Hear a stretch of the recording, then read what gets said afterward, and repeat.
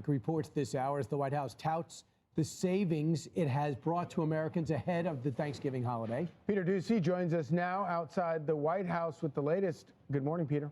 Good morning. And officials here believe the key to keeping prices for everything down is keeping the price of gas down. And so that is why, before we get these key inflation numbers about 30 minutes from now, the official statement from the White House says, after inheriting the worst inflation crisis in 40 years from Joe Biden and the Democrats, the Trump administration's actions to unleash American energy regulations and crush inflation are translating into lower gas prices in many states and a decrease in the cost of Thanksgiving dinner. Make no mistake, this is not mission accomplished, but there is no denying that prices that ballooned up during the Biden years are still pretty high. A new Fox News poll finds 85% say groceries are up, 78% say utilities are up, 67% say healthcare is up, 66% say housing is up, and 54% say gas is up.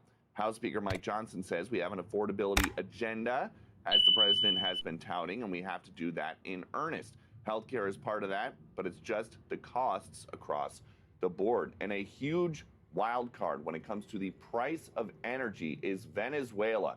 They have the largest proven oil reserves in the entire world. We don't yet know how a potential American military action there could impact the global supply and then the global price of oil.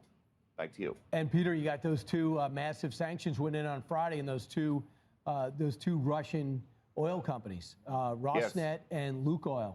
So that's going to make a difference.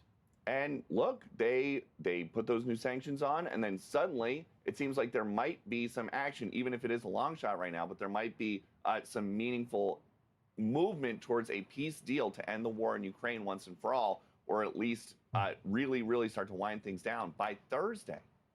Hey, last question, Peter. You might not know this, but who initiated the call with China yesterday? Was it us? You know, I don't know the answer to that, but it seems like it was one of the shorter calls, because typically when the president and Xi talk, because of the translation, it's got to be like at least 2 hours. This one was an hour. They had something that they needed to address. They told us that it was just about trade and scheduling visits. President Trump's going to go to Beijing.